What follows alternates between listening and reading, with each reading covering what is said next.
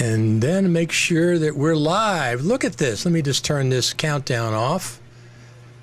Hey, everyone. Richard Taylor here. And over to let me see if I can get this right. Over here, Jim Tierney from Digital Rebellion. Of course, it's backwards for me.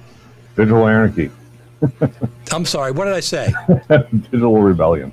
Oh, Digital Rebellion. Sorry. Digital Anarchy. Same thing, but No, it's not. I've had both of you guys on. Digital Anarchy. I know that. I have it in my notes right there. And so Tierney is Irish, right? It is, indeed. So happy St. Patrick's Day. Thank you. So it happens to be today. I probably should be wearing green, but it's an Irish fail. Well, here's the thing, Jim. My grandmother was half Irish and half American Indian. Her maiden name was McNanamy, and she had some other Greenewalds in her family as well, but I'm not clear exactly what they are. So I'm part Irish myself. So happy St. Patrick's Day, everybody that's out there. So you got some yeah, exactly. You got some pretty exciting news that's happened recently. You have updated for not only for the M1 Max, which is a big deal. You also updated for Big Sur. Yep.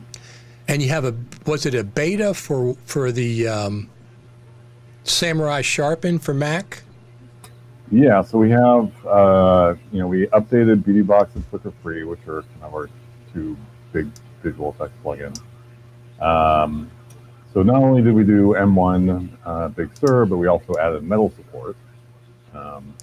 Metal 2? Metal 2? Metal 2? Do they already have Metal 2? Yeah, it came out, I think about a year. Yeah, but anyway, it's Metal. Yeah, whatever version they're out to, we now support it, whereas we were only OpenCL prior to that. Gotcha. So it's all, those are fully updated. Samurai Sharpen is also updated, but as mentioned, that's in beta. So let's go over some of that updating stuff, because I'm not a developer. I'm a podcaster and producer and all that, but I've never developed anything. So let's go over first the M1 support. Mm-hmm. So you support both Intel and M1 and this Apple Silicon. How big a deal was it to port your stuff from Intel macOS to M1? Talking to people that don't know, we don't know how big a deal that is. It's a pretty big deal. I mean, for some applications, I think it's not that big of a deal, but anytime you're using the GPU, it really complicates things. So, you're not just porting an app, you're also porting all these subsystems that rely on, other things like Metal. And of course, throwing Big Sur out there kind of at the same time, which, of course is necessary, but that also, that wasn't just a normal Mac OS upgrade. I mean, that was an entirely different version. It wasn't going from 10.5 to 10.6. It was going from, I don't remember what the last version, but like 10.5 to 11. Right. And so there were a lot of big changes in Mac OS that required a lot of work. So all that stuff combined, several months of work, probably, somewhere between 3 and 4 months of work to get, the two main plugins updated. And then, as you saw with Samurai Sharpen, we're, in the process of doing that. So,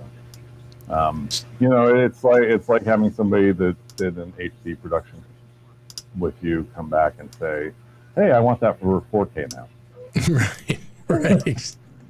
You could just up-res the whole thing and do that, but, likely that's not going to work. So exactly. It's a fair amount of work to do that.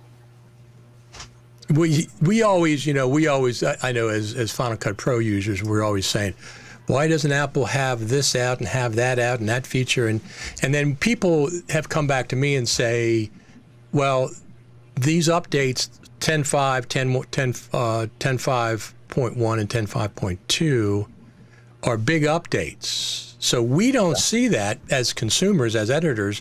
We don't see them as big updates because they don't have things nuts and bolt features that we want to see. And I always realize that it's a lot of work behind the scenes to get something like Universal 2, which is what you have now, right? Intel. Yep. But I always say, but that's not specific to the Final Cut Pro app. All the developers have to do that. That's not unique to Final Cut Pro. Final Cut Pro is not the only app that has to do that. We realize it's a lot of work, but we also realize that there hasn't been a whole lot of activity as far as updates for a couple years in Final Cut Pro. You know what I mean? Well, I mean, that's probably partially because they were working on the Silicon build. Trying to get everything working on Silicon is not a trivial thing. And I don't know if it's probably partially because of that. They have an entirely new plugin architecture. So we're going to talk about that specifically. I was really, really surprised when I was reading through your notes that you mentioned. I didn't know anything about that specifically, once again, coming from the outside, brand new plugin architecture. So we're going to get to that. That's on my notes. So let's talk about what about updating to Big Sur? You also had to update that. Is that a two-tier thing as well, Intel and Apple Silicon for Big Sur, two separate builds, or how does that work? Technically it's two separate things because, again, you're dealing with a bunch of subsystems that, like, again, I keep going back to the GPU thing, but, you want all your visual effects plugins to be GPU accelerated. You want those plugins to play nicely with, other plugins that use the GPU and FCP and FCP itself. A lot of the development process is testing, right? So, it's not that hard just to crank out a build and throw it out there, but, if you don't want to blow people's systems up, which... Right. Right. and you probably don't want either. So, No, absolutely. Absolutely. There's a lot of testing that goes into, like, all the different configurations, whether it's Intel or Silicon or Big Sur or Catalina or, 4K or HD or, all these different scenarios that, people are using and doing stuff with, we have to test against them. Now, how often do you have something different from one Mac to another? Not the OS different, but like from an iMac Pro to an iMac or from an iMac Pro to a Mac Pro. Is there ever any difference between those as far as problems? Not a lot. I mean, it's pretty rare. I mean, where you will see the difference is in the video cards. So, if you've got, like say iMac Pro with a AMD Vega 64X in it versus, a lower end Mac with like an AMD 5500 or, even further back, that's where you will see the difference, where the video cards one video card or another, for whatever reason, won't play nicely with Metal or OpenCL or whatever. Okay. That's where you start seeing like rendering problems and stuff like that, or you run out of memory on one card that it's not running out of memory on the other card. So that's where the difference here between just like different iMacs or a Mac Pro or something. Generally, not the machine itself, the CPU or whatever. But okay. When you get into the graphics card, that's where it's. Now, what was more work from your point of view? Was it bigger updating to Big Sur or bigger updating to Apple Silicon? Silicon for sure. Because I mean, is that right? Yeah, because you're porting to an entirely different processor, so it's a whole new plugin essentially. And yes, you can reuse a lot of stuff and rebuild things and all that, but Big Sur, I mean, it's a new version of Mac OS, but it's still Mac OS. So right, right. There wasn't a whole lot of rewriting we had to do. There's a lot of tweaking, but I wouldn't say we rewrote anything. Whereas on Silicon, some of that stuff had to be flat out rewritten. Same for Metal. Metal was a bigger deal than Big Sur was for sure. Was it? Yeah, that's why it took us so long to get there. Because I mean, it's essentially a whole new programming language. And that's not quite the right way of saying it, but it's a whole new architecture and way of accessing the GPU, and that was a significant amount of time with these that went into these new versions. See, that's interesting. That I didn't realize that it was so much that was such a big deal. I mean, I know it's a big deal, but I didn't realize it was more of a big deal than like updating to Big Sur. All these little changes seem like little changes from the user perspective. On the developer side, we're like, whoa, don't do this. Not all at the same time. I mean, that's why the effects plug 4 thing was like, really now? Yeah. So.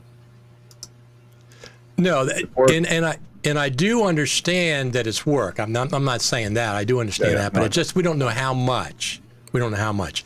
And when Final Cut Pro team has given us a lot of features over the years. When they update, like from example 10.4 typically to 10.5, when you got 10.5, you got a lot of features plus Metal 2 support plus Apple Silicon and all that.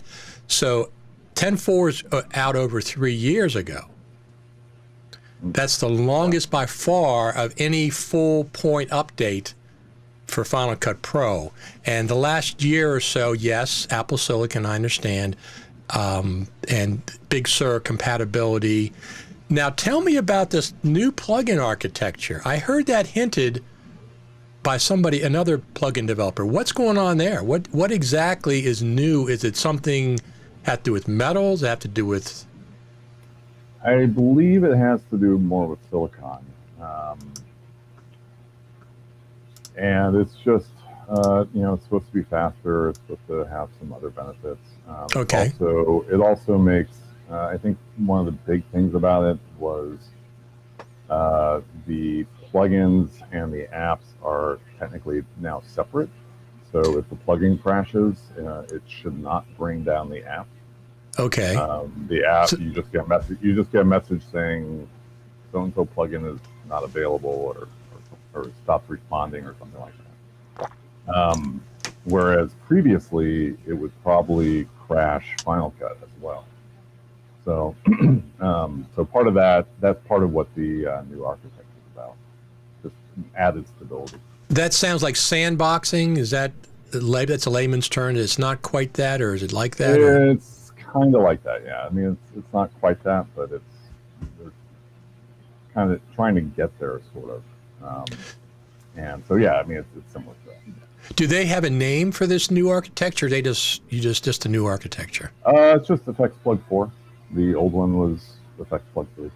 Oh, okay. So the plugin API is called Effects Plug, and it has version names just like everything else. So okay. The original was just Effects Plug, then it was Effects Plug 3, skipped 2 for some reason. And then now we have Effects Plug 4. So do you like it? Do you see speed improvements, performance improvements with this new version? A little bit, but on our end, it's just a lot of work. So I understand like why they wanted to do it, but honestly, it's harder to debug because they're in separate processes. Okay. And so from our viewpoint, we like Effects Plug 3 better. That's fine. That's completely. I mean, that's completely fine. Some people say they like Final Cut Pro 7 even. I mean, they go back to. I've seen once in a while I see somebody that'll still be using it for whatever reason. I have Final Cut Pro 10.0 on my old MacBook Pro, and I have it on my Mac Pro downstairs, my old 2009 Mac Pro. I mean, I don't use it. Once in a while I'll start it up just to look at it, to remember how it used to be. But it was really clunky in those days compared to what it's evolved to at 10.5.2. Sure. So 10.5.2, that was one of the main things. And I don't even see. I'm kind of surprised. I don't even remember seeing about this new plugin architecture in the release notes. I've seen it. You mentioned it, and you're something to do with your website, and also another plugin developer mentioned that there's a new behind-the-scenes thing that you don't know about. Now, the interesting thing is I always compare these two. Logic, when they update everything, they update hundreds and hundreds of things. They update if they used a new paperclip, sending it a notice to Tim Cook or something. They completely different. And Final Cut is like, well, we only had 1, 2, 3, 4, 5 things. So I always like to compare those two, because the Logic team and Final Cut Pro team seem to have a different attitude as far as listing things. So I didn't even know about very that. Very different user base, and I mean, from the user perspective, why would you care about effective report? There really isn't a whole lot of difference between. You're not going to see any difference on the user side. Okay. Right. But I mean, to the FCP team's credit, they have been very good about communicating these changes to us, working with us to solve problems, and that's a little bit of a change versus when 10.0 came out a while back. Right. And, right. They weren't the whole Apple secrecy thing, and when 10.0 dropped, we were as surprised as anybody else. Really? And that had a new plugin architecture, and none of the old plugins worked in it. And so all of a sudden, none of our plugins work with this new version of FCP, and they've given no notice about that. So they've gotten a lot better about keeping the developers up to date, and it's all when it's in development, it's all NDA and all that stuff. But so when you're saying they didn't give you any notice, are you talking about the preview at WWDC or the release in June of Final Cut Pro 10? Because they previewed it at WWDC at the LAFCPUG event, but I'm sure you didn't have, I don't know if you had access to a beta or anything, but then it was released in the following June. Yeah, they didn't give us a beta or tell us really anything about it. So, like when it dropped, and whether it was at WWDC or later, I don't remember exactly. But okay. But yeah, I mean, that's why almost none of the plugins worked when 10.0 got released, because developers didn't know about it, Plus, they killed Final Cut Pro 7 the same day. They without pre-announcing it, they killed Final Cut Pro 7, and Steve Jobs made him put it back. Steve Jobs was alive in those days, and he made him bring Final Cut Pro 7 back somehow, maybe not on the store, but in other ways. He found out about it, and because there was no reason to do that. I mean, they should have gave a little warning. I mean, after using Final Cut Pro 7 for 10 years, and all of a sudden you just stop selling it immediately without any advance warning. So people, come on, give everybody a little advance warning. We like advance warnings. I mean, it's interesting. Alex Gollner has been saying, look, they give Mac OS beta, public beta. They give Safari public beta. They give this app public beta. Why don't they do something similar for Final Cut, even if it was more restrictive than the full beta version that they're giving to serious beta testers? I understand that, but the secrecy sometimes is a little puzzling, because when the thing comes out, it's like, well, there's no real secrets there. This new features, but I'm not sure exactly why. But it would be interesting if they made a public beta of Final Cut Pro. Yeah. A version. I don't know. Yeah, but they are on the developer side, they are getting a lot better about communicating stuff. So well, that's great. That's great. Glad to hear that. So by and large, without getting yourself in any trouble, how's it working with the Final Cut Pro team? How is it just communications and? Yeah, I mean, they're like I said, I mean they've gotten much more responsive since 10.0 got released. They've kind of as become a little bit more of a mature app, a lot more communication with developers, and they're a great team. I mean, we know most of them, and it's been fun working with them over the years. So, we get to meet them at people over there. We get to meet them at the summit. Except for last year. They're always at the summit. The whole team is there. It's really funny because we get to go to One Infinite Loop, at least up to this point where the Final Cut Pro team, I guess, works. We go to the auditorium. They give presentations, so we get to see them there. And then the last 2 or 3 summits, I forget which, they come to see us in a private session on Saturday back at the Juniper Hotel. And I remember the first one they had, all the Final Cut Pro team was sitting up in chairs in front of the room, and one of the lead guys said, no audio recordings, no video recordings, no photographs. And if you don't like that, there's a Starbucks across the street. That's what he said. I said, that's pretty fair. That's fair. I don't think there were any leaks from those events. I mean, besides obvious things like people say, well, the Final Cut Pro team, do they read emails? Well, I can tell you that they do read the emails. Sure. They did say that. I think they have a full-time person that just reads emails, suggestions and complaints and bug reports. I think they have a full-time person that does that. So that was something that they've said over the years that I don't think they would mind, us telling, because they've said it themselves multiple times. So let's get back to your plugins now. I'm pretty excited. Let me see. The Beauty Box is the one that I think that I would be using the most. So it has. I know it lends itself. It just does this skin tones in a video, right? Mm-hmm. It's using a mask to do that automatic, some kind of an AI mask, or how is it doing that? It's not AI. We're analyzing the video, looking for color tones. It's a little bit closer to a key than it is, anything else. We're just kind of building an automated mask based on the color tones or the skin tones. We're using face detection to figure out what those skin tones are. If there's space in the frame, which usually there is. If there's not, then you can manually select the skin tones. Say if you're doing, a commercial for hand soap or something, you could just select the skin tones on the hands. And, okay. As long as your lighting remains consistent, your skin tones are going to be the same color. So then it just tracks those throughout the entire video clip. And if the lighting changes, then there's usually a shift in the color palette, right? Right. And then you just go to wherever that lighting changes, set a keyframe, recalibrate it, good to go from there on out. Okay.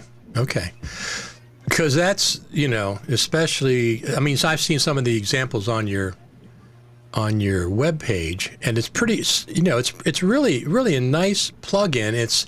It's not so subtle that you can't tell it happens, but it's not, completely blatant like people are airbrushed or whatever. So it's a real nice combination between those two. Yeah, we try and really make it just a layer of visual makeup. That's really kind of the goal for it. You really don't want to turn people into Barbie. It's not a very realistic look. Right, and, exactly. You definitely want to have some effects, but yeah, we do a pretty nice job of kind of keeping some of the skin texture and just isolating those skin areas so that you don't get kind of blurring, all over the screen or all over the footage. Right. So, that's one of the reasons it's been such a popular plugin for us is that it just does a great job of what it does. So I'm on the web page now. You have before and after. You have tutorials. Now I had a question about this one. When you're that young, you look good no matter what, don't you? If you look at it closely, she's got some acne and some other stuff. Okay. And that's really what's going on there. You'd be surprised at what it gets used on. The thing about video is that you generally got really harsh lighting on you. That's true. You're just really well lit, and that just brings out all the skin texture. So it doesn't matter whether even if you're 20, it's like you still have skin texture, and that's not always what people want to see. So a little bit of visual makeup, or regular makeup, goes a long way. Now, sometimes the regular makeup is the problem, where the regular makeup cracks, or there's a problem with that where you don't have a makeup artist, so the man or woman put on the makeup themselves, and it's not the most professional job, and so you need a little bit of touch-up. Yes, I know exactly what you mean. I was at the last NAB, the last live one we had. Sam Messman was in the makeup room before he went on stage, and I happened to walk back there with my camera when it was getting made up, and of course I think if I was getting made up and people walked in, it'd be just a little bit embarrassing, even though But I said this is what professionals do. Of course you get makeup before you go on stage. That's exactly what professionals do. But I got a little video clip of that somewhere going on. So, well, but yeah, I mean, but the makeup, I mean, even for men, because again, it's like you're under these like bright lights. It just pops out everything on your face, and it's like nobody really wants to see that so much. no, you're right. You have regular makeup, you have a little bit of digital makeup, and it's for men, women, everybody. It's the thing. Your makeup done right doesn't hurt anybody. It absolutely enhances your looks, skin, whatever. I mean, that's and the funny thing is, we get a lot of these stories about people doing corporate stuff, and the CEO is like, I don't need makeup, and then they see their talking head on like an 80-inch screen, and suddenly they're like, oh yeah, I need makeup. Yes. We got a question here from Jeff Arballo. Can this help reduce hotspots? Yes, that's not kind of its main function, but there is it can resolve some of the hotspots. If it's really completely blown out, it's probably not going to bring it back. But if it's less than that, then there is a way to kind of salvage that and add right back in. So speaking of makeup and stuff, I've been producing videos for, I'm not going to say who it was for because of the story I'm going to tell, but it's for somebody in Washington, some federal agency. And the person we were videotaping was the boss, and he had two quote unquote social media people that were directing him, and they wanted him to be more casual. So they said, take off your shirt, take off your jacket, not your shirt, just take off your jacket, take off your tie, sit on your desk. We want casual there. Yeah, exactly. We want this to be very casual. I went behind the camera and I said, no, there's no way that's going to work. I said, put your jacket back on. And, sir, put your jacket back on, sir. And he said, you have to talk to them, the two ladies in charge. I said, ladies, come over here a second. Come over here, look at the camera. And they saw his shirt was all wrinkled. It didn't look casual at all. So they said, put your jacket back on, sir. I said, there you go. Sometimes that's all it takes. You have to show people if they don't want makeup. It almost always helps. It helps you look. If you're going to be on camera, why else be on camera if you're not going to look your best? Yeah, I mean, and that story also illustrates one problem that we have, which is why you don't see more user examples on the site, is that nobody really wants to admit that they look. Using it, so. Well, that's a good point. And usually it's like, I mean, the producers are all well and good with it, or the editors are great with it, but from the talent perspective, it's like, no, I don't want people to know I needed digital makeup. And I don't really understand. I mean, I get it on one hand, but like most people are totally fine, admitting that they have real makeup. Sure. But when nobody wants to be like digitally retouched, and so it's just it's a really, I mean, we've kind of given up trying to get user stories, or at least user footage. Right. Because everyone's like, yeah, we can't share that with you. There's a lot of stories like that where, hey, we used it on this high-end feature, or we used it on this talk show with this celebrity or whatever. Sure, absolutely. And we just absolutely can't say anything about it. That's interesting. I don't mind. I don't have any makeup on now, but I have, a lot of lighting that I've played with over the years to get things right, for the lighting to be correct. But I'd have no problem working, if I was on a professional shoot, put a little makeup on, get rid of whatever you got to get rid of.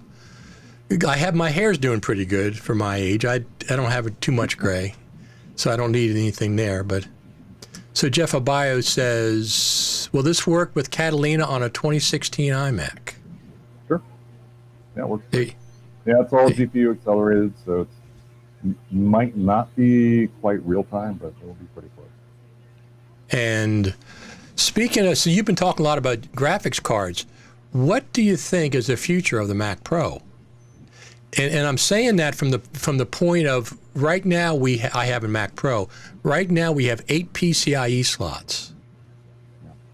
And it took a long, how many years did it take us to get those 8, right? We had 4 in the original Mac Pro. Then when he had the trash can, there were no PCIe slots available. There was nothing.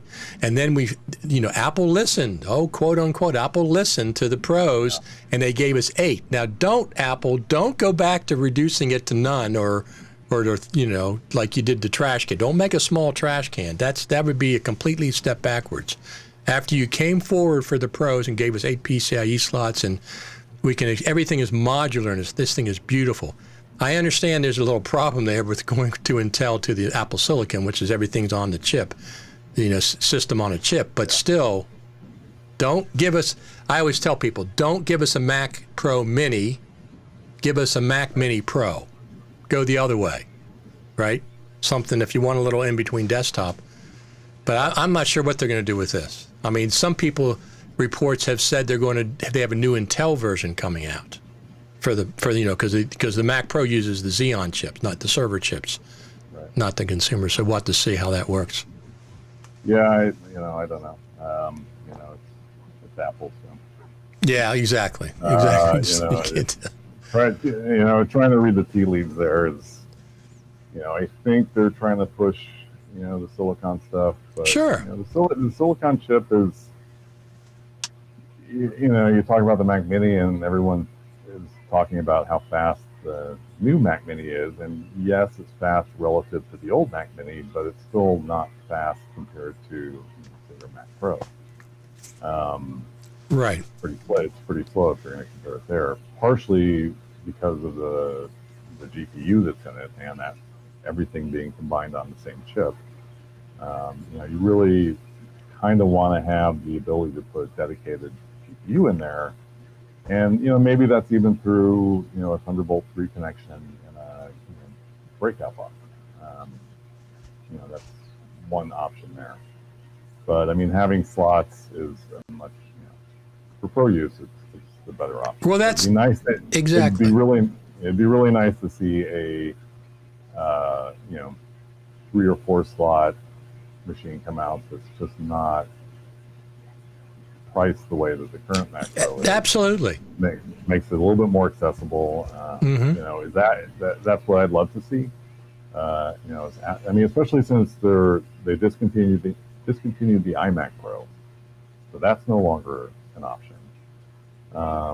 And so now it's kind of like, well, what are they going to do? Are they going to come down with a little bit more affordable Mac Pro with like less slots and maybe less tricked out than the current one? I hope so. But. Well, I guess the thing is, I say keep the Mac Pro the Mac Pro. I don't know how they would. I'm not saying I know how they would do that, but there is room between the Mac Mini and the Mac Pro for another line of Macintosh. Just call it the Mac. What happened to just the Mac? We lost that somehow. And, they dropped the I, because I was for internet originally, right? When Steve Jobs was on the iMac, the iPhone, it was internet Mac. That's what the I came from. They dropped it for the Apple Watch. It's not the iWatch. They dropped it for Apple TV. It's just Apple TV. So they seem to be dropping, they dropped Mac OS X 10. They dropped the X. So, I'd just make a Macintosh, a desktop, or just a desktop Mac in between a Mac Mini and the Mac Pro. If they do an Apple Silicon Mac Pro, as long as they have it the things that professionals want, that would be okay. But I can't see that coming for another year or two, probably, whatever they're going to do with it. It's going to be a while. We'll see. Right now the Silicon performance is not great. It's fine if you're just doing basic editing. Right. You also have to look at it from Apple's point of view. A lot of who they're targeting these days is the YouTube crowd. People that are editing short form videos that are meant for social media. That's a big part of what you see it with FCP going to like VidCon and other things. and not showing up in any booth. I mean, some of the guys are there, but Sure. No, absolutely. where they're showing up in public, is not, high-end video professional conferences. It's, people, editing stuff on their iPhone or whatever. So, I mean, that's I think where, Apple's focus is. I mean, and reasonably so. I mean, that's where they're going to sell the most machines. Right. That's where they're going to get people upgrading from, having an iPhone to, buying a Mac. So when we talked to the Final Cut Pro team at the summit, they, like the last time, this is something that they said. They said, this is kind of common sense. When they deal with requests, they have a wide variety of, let's just say a top 10. They didn't say that, but I'll just say a top 10 of priorities.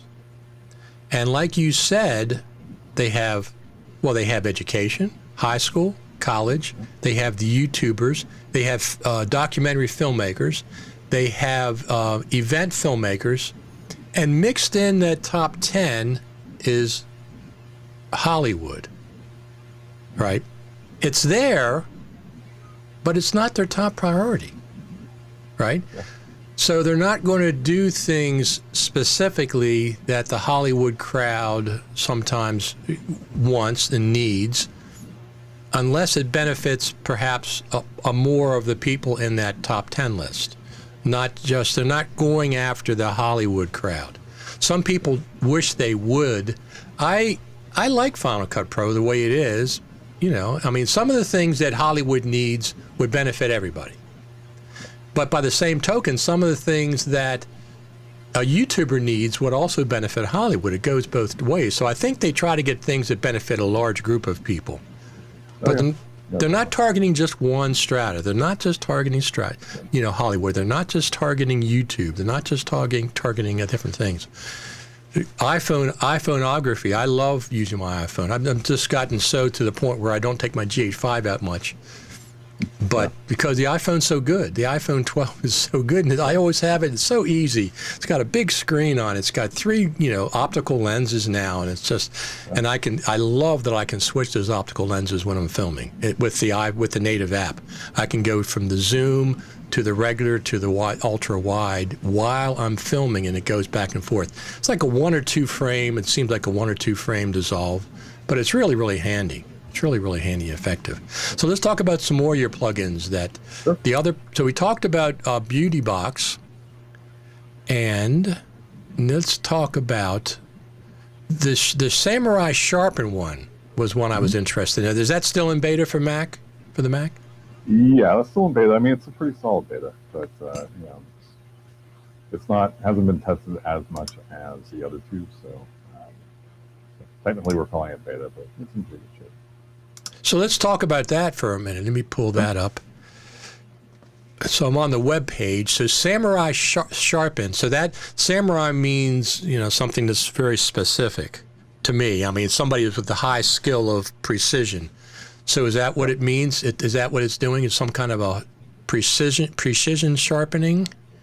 Yeah. So it's got a whole bunch of controls for allowing you to kind of customize how the sharpening is happening, whether that's via masking, how strong the edges are, what edges are being sharpened, stuff like that. So now, is that AI? That is not AI. Most of our stuff, most of our stuff is not AI. It's just traditional, graphics processing. Okay. What we'll get at. So one of the things I noticed, you said never sharpen noise again, because I've seen that with some of the other ones where it sharpens, it's a... So, I mean, that's one of the really key things about this is, how do you prevent people from sharpening noise? And, allowing people, to mask out the dark areas, because you're using a lot more noise in the darker areas and it's not a lot of detail.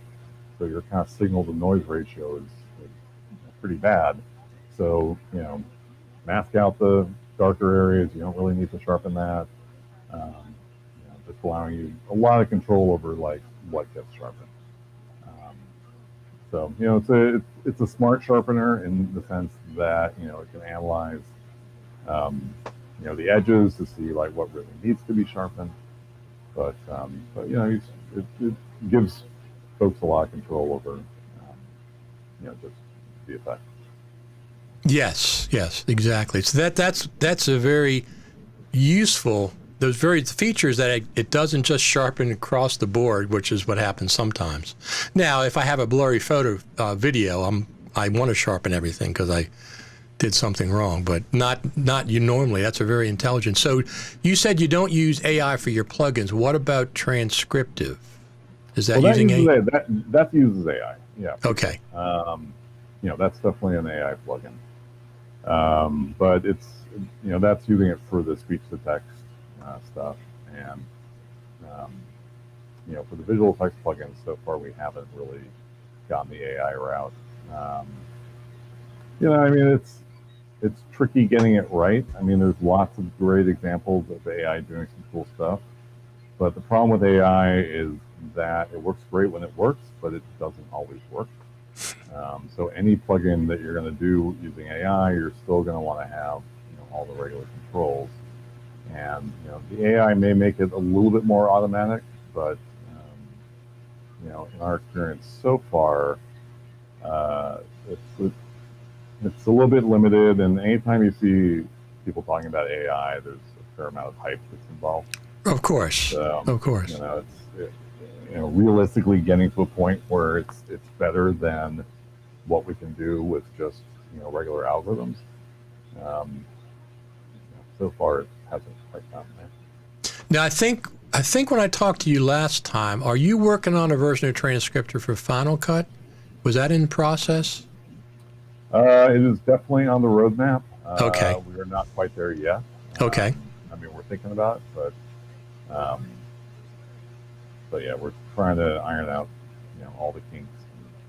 They're currently in it, and FCP should be happening hopefully sometime this year. That's kind of the well, that's good. Now, what about Resolve, Blackmagic Resolve? Do your plugins work with Blackmagic or? Yeah, all the visual effects plugins work for Blackmagic as well for Resolve. We probably are not going to do transcriptive for Resolve. Right now, the focus is really just getting that for Premiere, where it's already at. Sure. And then addressing FCP. But for visual effects, we are across the board. We are the Adobe apps, FCP, Resolve, Avid, so pretty much everything on the visual effects side. That's fantastic. And then how long do you anticipate making these plugins available for Intel going forward? Do you think a couple years? Probably a long time. I mean, for PowerPC, I think we had them available for like 3 or 4 years. As long as we're still seeing people use it, and given that we're still getting, we still see people using FCP7. Yeah, sometimes, yes. We finally stopped making builds for FCP7, but the old ones still work. So right, exactly. That's the main thing. That's the main thing. When you stop support, make sure the old ones continue to work. Yeah. So I anticipate that we'll need to keep the Intel builds around for quite a while, that's. Yeah, it seems like I've mentioned this multiple times that the vast majority of Final Cut Pro editors are on Intel and will be for years. People are not jumping to a 13-inch MacBook Pro if they have a big studio, right? They're not going to do that. And also Tim Cook said it last WWDC, we are going to support Mac OS for Intel for years. That's plural, years, at least 2 more iterations of the Mac OS. So the Intels are going to be around. I would guess that they will support it for a good 3 to 5 years. Yeah. 5 years for discontinued stuff is generally the kind of norm. It's Apple, so say 3 to 5. But right. But given that they just released Silicon and just how many Intel Macs are out there. Right. I don't know how they stopped supporting it in less than 5 years. That makes complete sense. Speaking of that, so we're approaching June, which is WWDC, right? Yep. It's going to be, listen, it's always going to be a new Mac OS introduced. I mean, at least it has been in the past. Every year, WWDC, it's introduced. The beta goes out, then it comes out sometime in the fall. I haven't even updated to Big Sur yet. This is Catalina, one I'm on right now. Yeah. This is Catalina.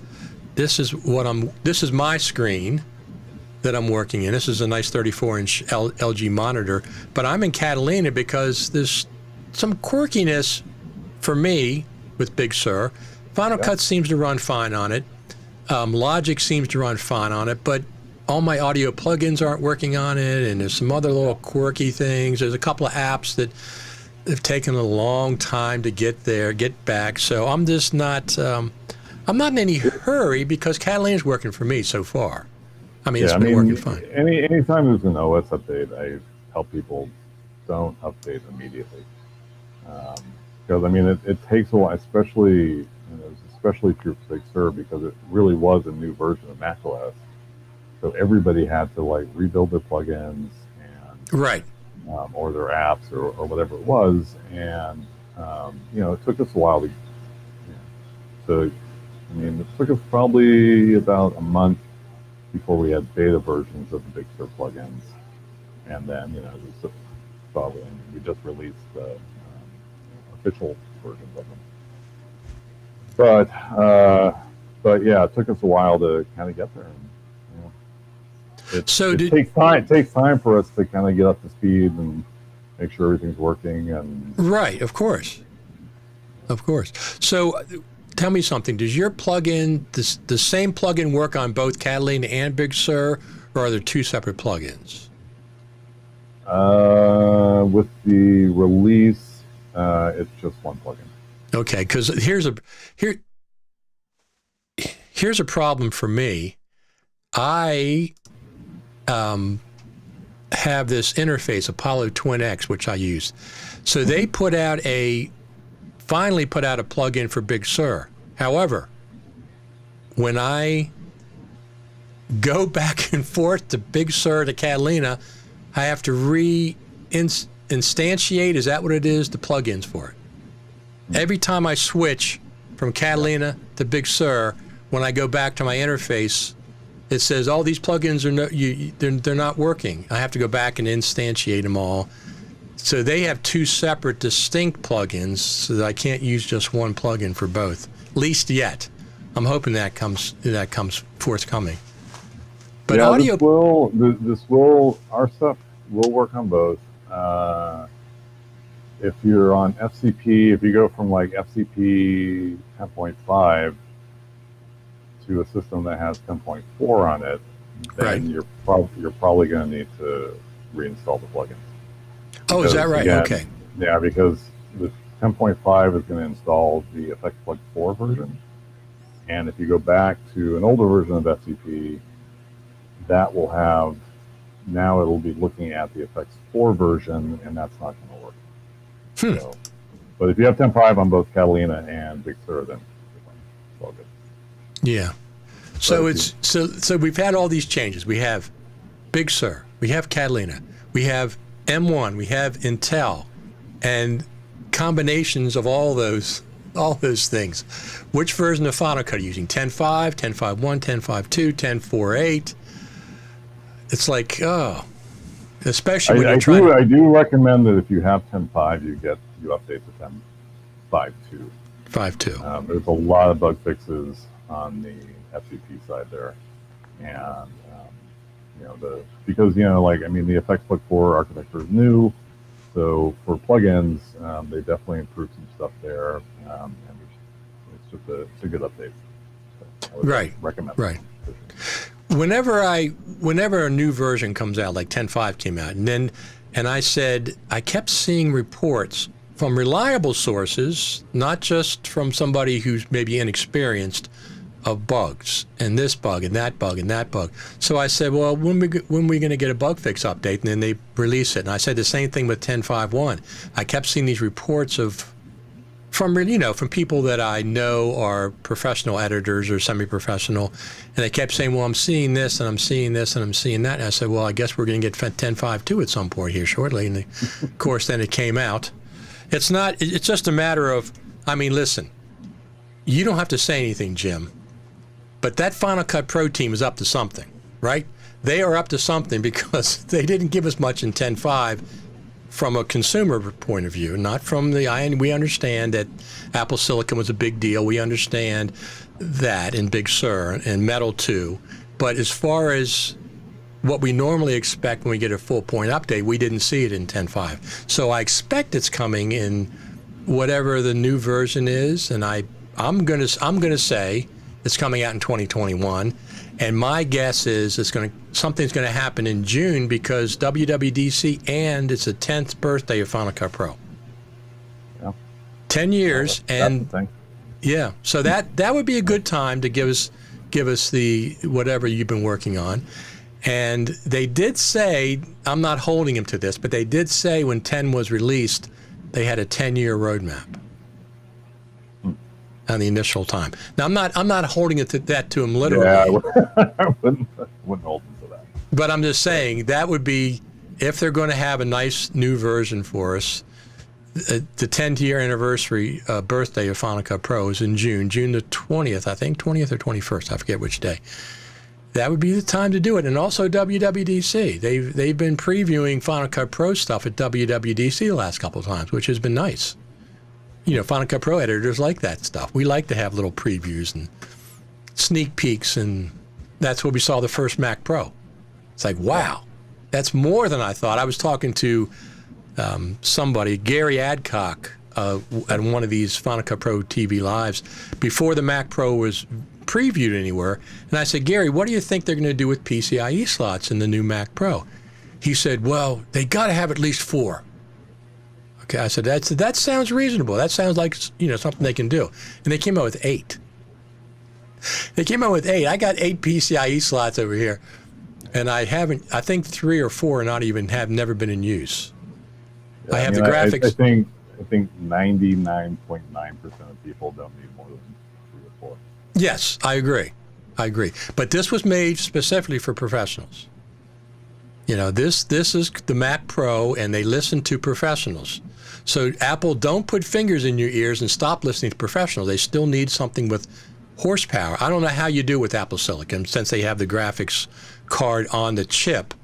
Can they do an internal separate graphics card with that? I have no idea. Sure. They did it with most of the Intel Macs. Most of the Intel Macs have the Intel graphics processor, embedded with the CPU, and then they have that's true. An AMD card on top of that, right? So I forgot about that. Yeah, it's exactly true. There's no reason they couldn't do it. It's definitely possible.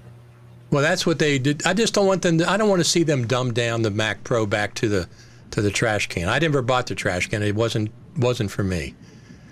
I just stuck with iMacs at those years.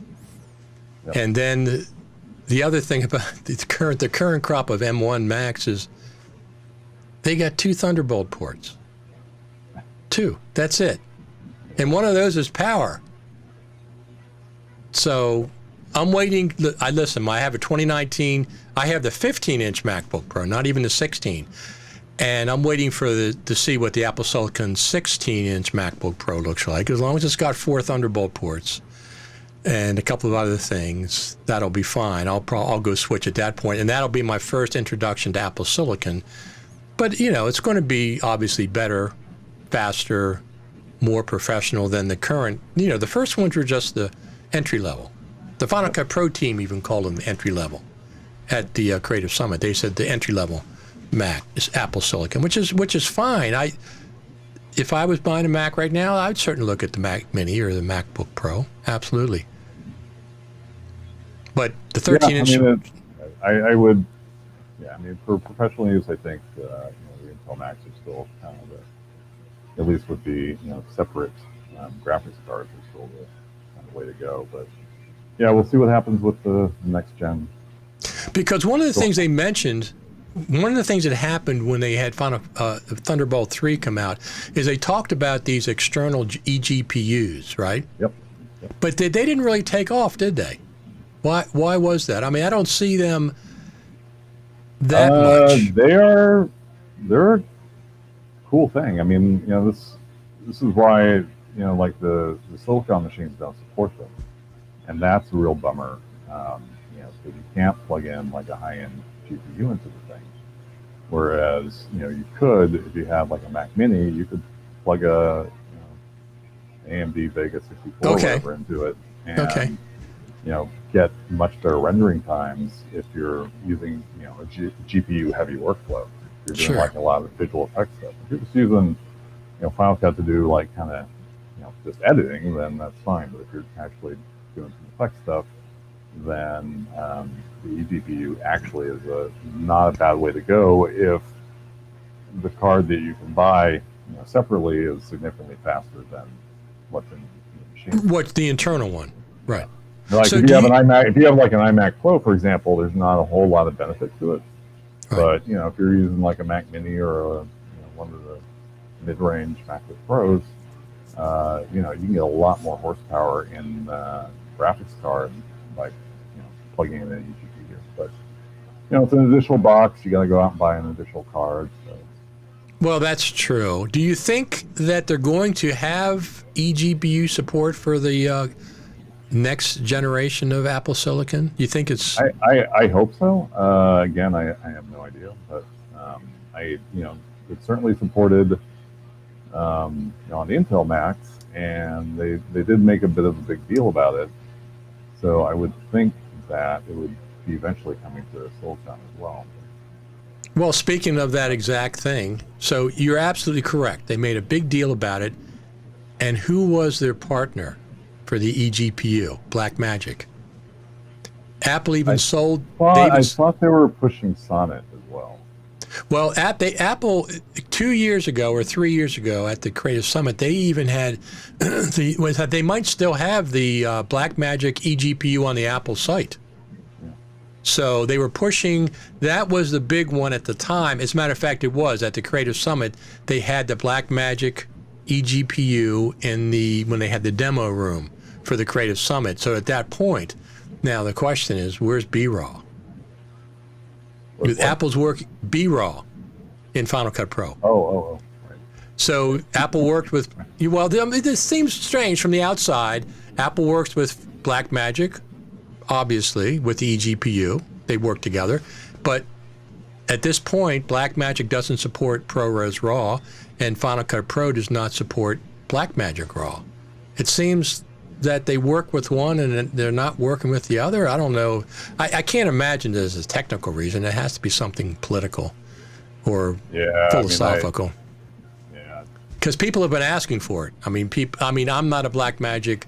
I don't have one of their cameras, so it's not that crucial for me. But I mean, people that I hear people talk about it all the time. Where's B-RAW support? It's been out for years. ProRes RAW was introduced 2018 NAB, I think, and it's still is a very small.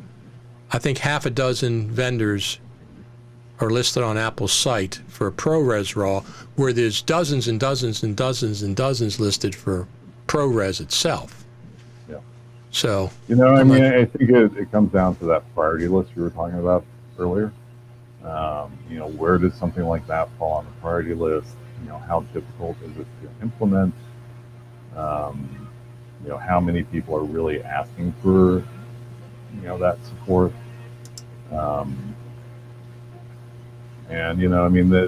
thing about big companies is that they can be talking to one department in another big company and completely not talking to one of the other departments in the big company. And, you see that with, Adobe and Apple and NVIDIA and Apple and all sorts of stuff across the board where, in one area they're partners and in a totally different area they're just totally not talking to each other. So, it could be politics, it could just be priorities, it could be a combination. Well, we want them to work it out, both companies. I would love for NVIDIA and Apple to work it out so we have access to NVIDIA cards on the Mac, plug into the EPPs. Yeah. Well, that's true, too. I forgot about that little fiasco that's been going on for years and years and years. I don't know why. I don't know why either. It'd be great to see some of the NVIDIA cards being usable on the Mac. I forgot all about that. Now I remember people have been complaining about that for a long time. And I know NVIDIA is would love to see it happen as well. I'm not sure. Oh, is that right? Yeah, NVIDIA is totally down. I mean, we talk to them all the time because support GPUs across the board. And I know for a fact that they would love to be able to produce a driver for Apple or for Mac without Apple blocking it. Okay. Apple blocks it, and I don't know why that's the case. I don't know what political thing happened, whether it's a deal with AMD or whatever. But yeah, it's definitely on Apple's side. Yeah. Who in the heck knows? We have to. So there's supposed to be an event on March the 23rd next week. But it's just not a professional event, but it's probably like an iPad or Air Tags or whatever the heck they're going to do for the spring. I'd be very pleasantly surprised if we heard anything about Final Cut Pro, but I don't expect it. Or, I mean, it seems like it's too soon for the MacBook Pro's Apple Silicon version. That probably we would be at around WWDC because schools have to make the purchasing decision around that time. At least they used to. I have no idea how that works with virtual schools. No idea. I don't know, man. Like with the whole virtual thing, I have completely just stopped paying attention to trade shows, which is just it.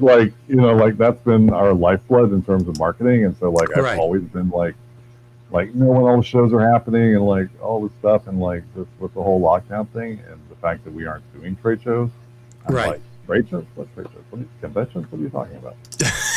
those are still happening. Well, they're happening. So speaking of that, they're happening virtually, but NAB is still, at this point, still saying they're going to have a live one in October, which is still over 6 months away, 7 months away. The vaccines seem to be helping. Yeah. So, and the rollout has started going faster than I initially thought. There was just no effing way that they're going to do this thing in October. I mean, you guys are crazy. Right. But, it's like the rollout is increased in speed, over the last month or two. And it seems not unreasonable that the October event could actually happen. So it'll be weird to be back at the trade show. It will be because we're so used to this now. But I mean, I really, really miss the in-person trade shows. Yeah. You're a developer. You have a lot of work to do, right, at those trade shows. I can just come there and report on things, so it's more fun for me. I avoid teaching. It's fun too, but and I miss them. I don't miss having a booth. But I do miss all the personal interactions, the people that I see, once or twice a year, at NAB or IBC or shows, and hanging out with having beers and just talking shit. Yeah, no, absolutely. And I definitely miss the info. I'll wait and see a little longer. Probably maybe make up my mind in June-ish. Probably in June or July whether I'm going to make reservations. The thing about making reservations, it's very easy to cancel. Yeah. You have to cancel. Sorry, go ahead. It's especially last time. I had a reservation for NAB last year before all this struck. And as long as you cancel, I think 24 or 48 hours, you get 100% of your money back for the hotel. Southwest Airlines, because I fly into Las Vegas with them now, they did something really, really cool. So I had a reservation to fly into Las Vegas, and they let you save that cost that you put in for that ticket until, at this point, September 2022. So over 2 years. to use that. They didn't say just you have 1 year or you lose it. They gave us over 2 years. So that was really, really cool. So Yeah, no, Southwest is good. And, you know, and again, book it through the NAB site, because one, you'll get better prices, and yes. you get that cancellation policy, you know, no matter what. Yeah, absolutely. Don't book it through the regular hotel sites. You'll pay more, and definitely don't book it through the people that call you up on the phone saying, "Hey, we've got great deals on hotels." That's a good point. NAB, I think it's NAB or NAB Show. NABshow.com, yeah. Just go to the travel tab and you can just book hotels through there. So. Yeah, that's what I've always done. But one thing I did learn was get a hotel as close to the convention center as you can, because if you get tired, you can just go back and then go back later. Because one time I did not. It was further away, even though it was still on the metro, the above line metro. I forget what they call that. But I still had to do a lot of walking. So next time I'm going to. It's still going to take you half an hour to get back. Exactly. And I had to walk to the metro station. It's not a metro. I'd call it metro, but whatever it is. The above ground rail, the driverless cars. It's the hotels around the convention center are awesome. One, they're close, and two, they're not casinos. So, you know, like the MGM, it's like, it doesn't, you know, it's like you get to the front of the MGM, it's still a mile walk to your room. That's true. I forgot about that. I mean, like, oh my God, I was at a show that was in the MGM Convention Center, and I started taking a taxi from the front of the MGM around to the back of the MGM to the convention center, because you have to walk through the entire casino, through all the shops, through the pool area, and like. You're right. I forgot about that part. They want you to do all the shopping and all the gambling, and you got to walk through all that stuff. So I guess. Yeah, the hotels by the convention center are just like courtyards and stuff like that. I guess Vegas is open now. Are they open? Yeah, I mean, they've been open for a while. So, do they still allow people smoking in those casinos? When I used to walk through, they had people smoking, and so it was like, wow, this is 2020. People are still smoking. I mean, I understand, because that's what the tradition has been: people gambling and smoking. You always see the movies, the card games, people smoking. But please keep that separate. I remember I saw a photo of like one of the blackjack tables with, you know, like the plexiglass dividers. Okay. And some of them were smoking and some of them were not smoking. Okay. So I guess now everybody's in their little, plexiglass cubicle, and they can smoke up if they want. If I was dealing with the public on a regular basis, I'd have one too. Yeah. Like the cone of silence, if you remember that from Get Smart. Yep. This comes right down over the top of them. I was at the bank yesterday, and the lady had one. I said, boy, that's smart. That's the way to go. Dealing with the public all day. Yep. Absolutely. What else, Jim? Anything else we want to talk about? I think that's about it. You know, we released Flicker Free as well. You know, Flicker Free for removing Flicker. That's been hugely successful for us. Does a great job. Let's talk about that since I forgot about that. So Flicker Free, I think I read you initially developed that for deflickering time-lapse videos. That's what it was originally, but subsequently you found out that you can work for certain lighting that has a different frequency. Yeah, so I do a lot of time-lapse photography myself, and so I needed something that was better than what was out there, and so we developed it for that.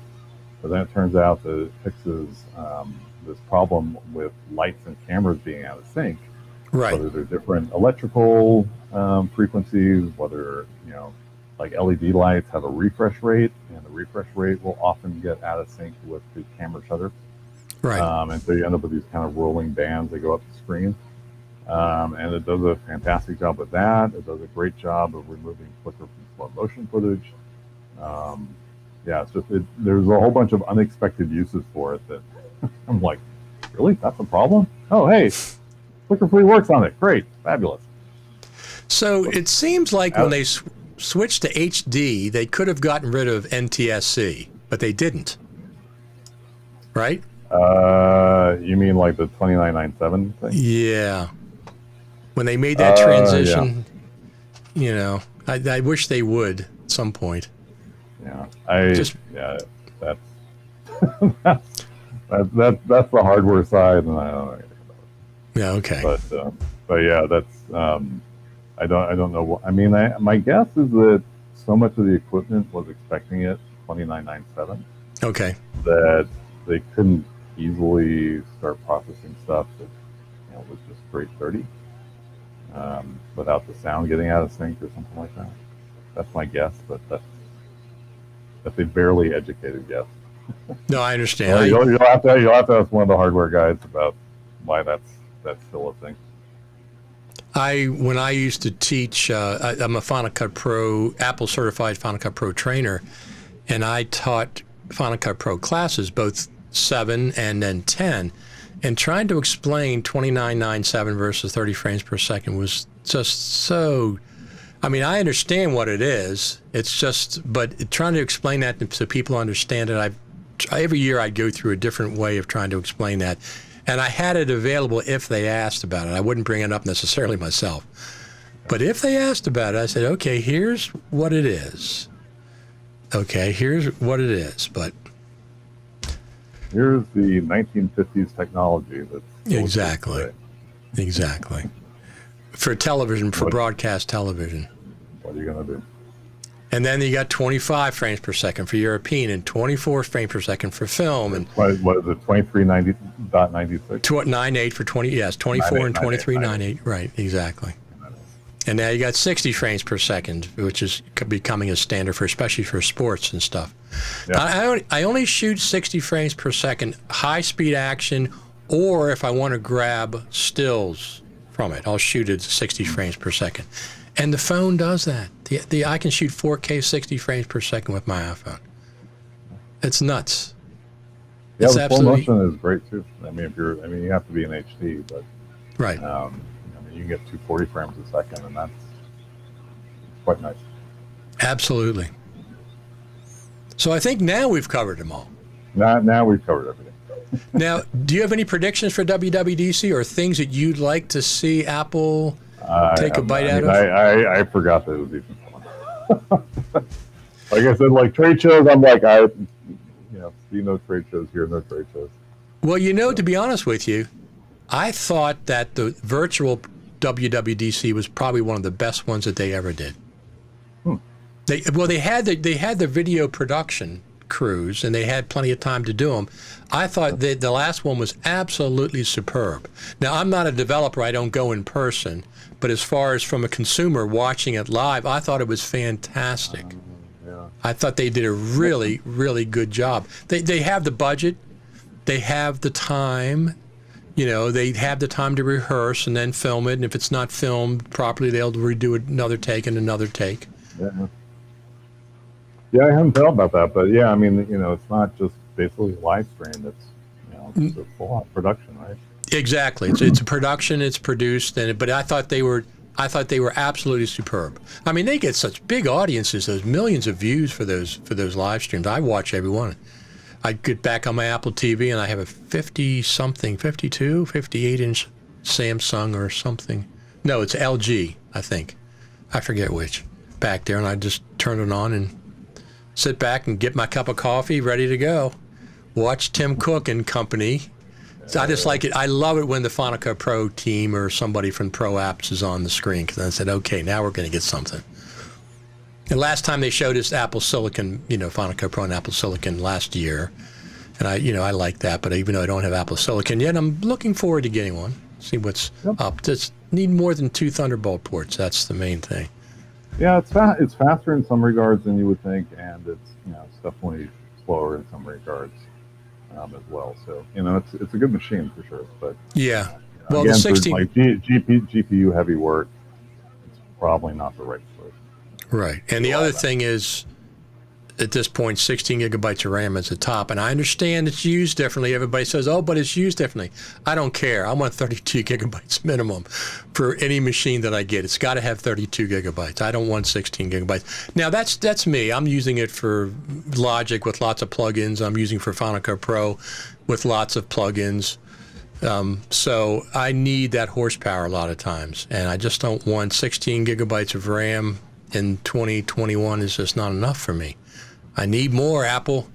I need 4 Thunderbolt ports, and I need at least 32 gigabytes of RAM, please, in the next MacBook Pro. But I expect it'll be a bump. It won't be the M1 chip. It'll be M1X or M2 or whatever the heck they're going to call it. Who the heck knows? Yeah, I mean, that's the memory thing is part of the problem with the GPU stuff, because if you're trying to process 4K frames on the GPU, it requires a fair amount of memory, and right. That's where you're going to start getting bogged. That's where you see it start getting bogged down in some cases.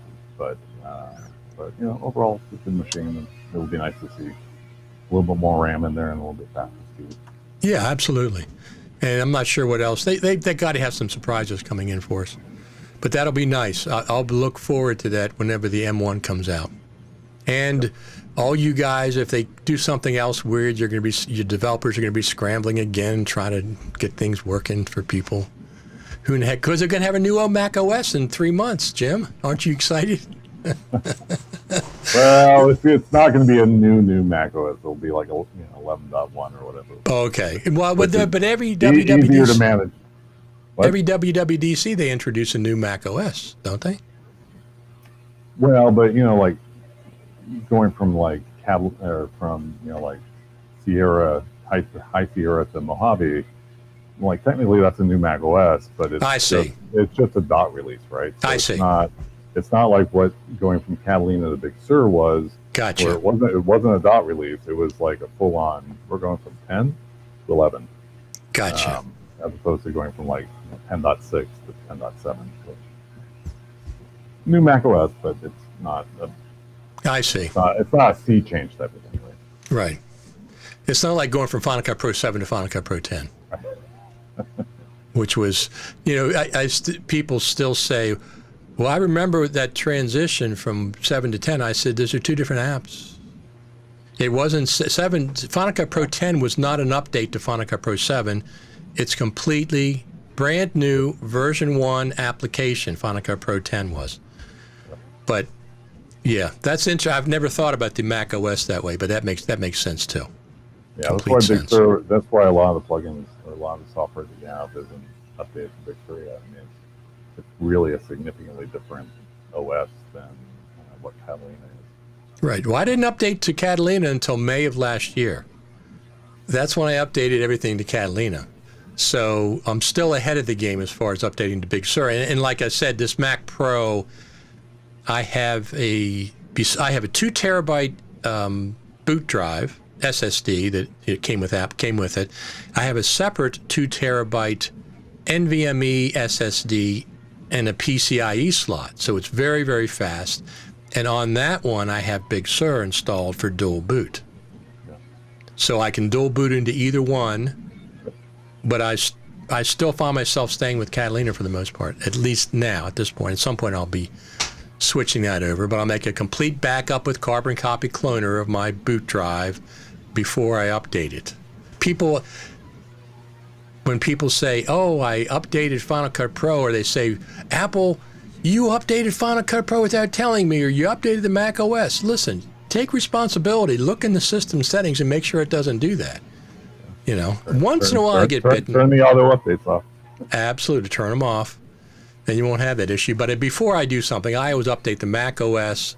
Before I update Final Cut Pro, I make a duplicate copy of the app, label it, put it in a folder, so I can go roll back to that version if I needed to. If something happened, then I'll update.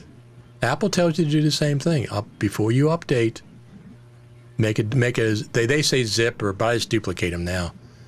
Keep them in there. Yeah, that's a good way of working. Very good, Jim. Yep. Yeah, thanks for having me on. It's always great talking to you. Absolutely. I really enjoy you coming on. And so, did you ever go to WWDC as a company? Were you ever involved with that? We've never really gone to it. I know it was expensive. Yeah, it's expensive, and for what we need from it, we can just get it in online stuff. Right. So, it's not like we really, usually we're very specific into the video stuff.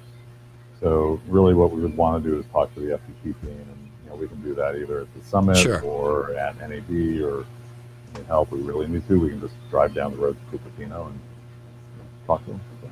Well, that's true. That's true.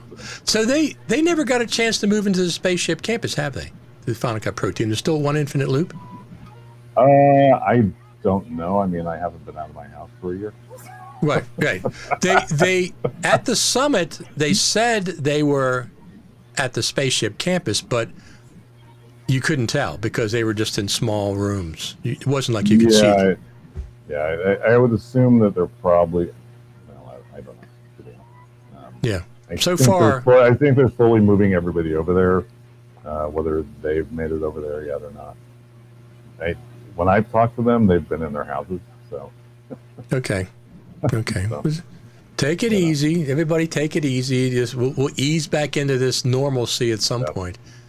My favorite is the Final Cut Pro Creative Summit, and second favorite is NAB every year. So when those safely return to in-person, I will be very, very happy. This October, I haven't made my mind up yet. There's no hurry. I got 7 months. Yeah, we're not exhibiting there for sure, but we will probably be there in some capacity. I'll be there at least. Yeah, well, they're going to probably have you're right. They'll have hybrid. They're going to have a hybrid system going forward. But yeah, we're not exhibiting, but I'll be there hanging out. But if you're there, very good. Grab Jim, a beer. Thank you very much. Absolutely, thank you very much, and I will talk to you again soon.